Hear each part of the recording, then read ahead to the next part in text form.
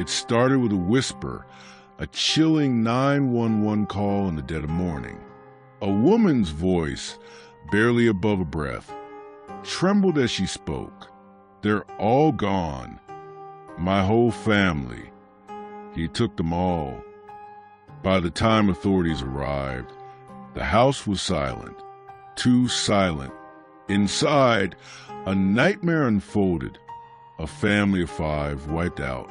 No signs of struggle, no forced entry, nothing missing.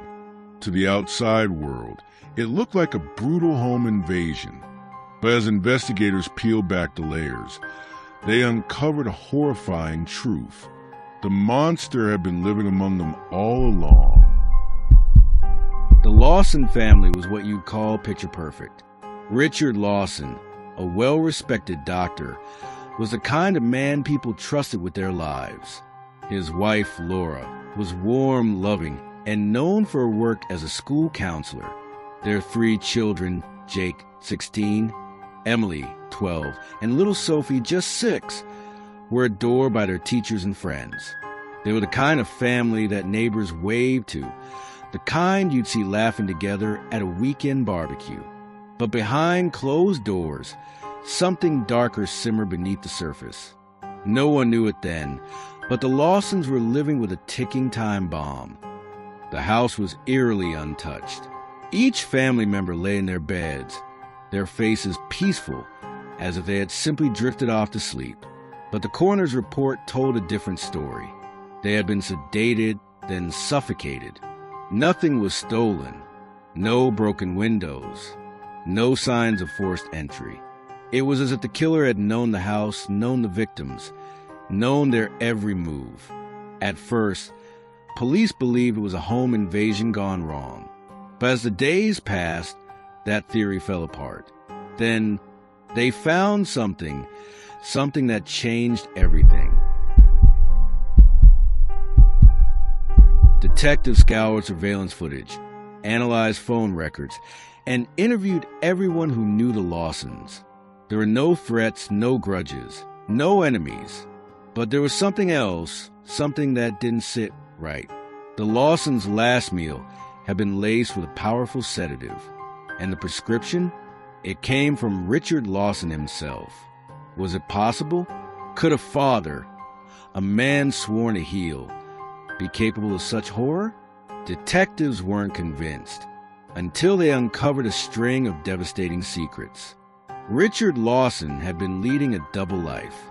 His financial records revealed massive gambling debts, far beyond what his salary could cover.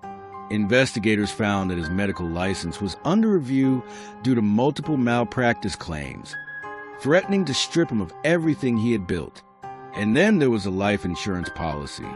Just 3 months before the murders, Richard had taken out a multi-million-dollar life insurance policy on his family. The timing was too perfect to be coincidence. As detectives dug deeper, forensic evidence solidified their suspicions. Pills found in the family's medicine cabinet matched the same sedative used to render them unconscious before their deaths. Richard had full access to such medications through his profession, making it almost effortless to acquire. A breakthrough came when detectives retrieved security footage from a nearby gas station.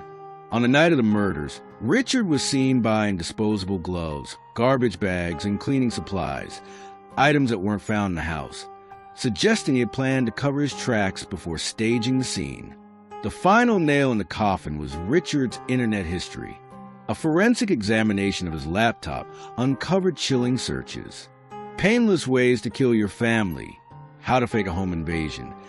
How long does it take to suffocate someone in their sleep? It was undeniable. Richard Lawson had orchestrated everything. The grieving husband, the shattered father. It was all performance. He had calculated every move. And for a while, he had almost gotten away with it. Richard Lawson had built a life on lies. Behind his flawless image, he was drowning in debt. A hidden gambling addiction had drained his finances. His medical career was on the brink of collapse due to malpractice accusations. And then there was the insurance policy. His arrest was swift.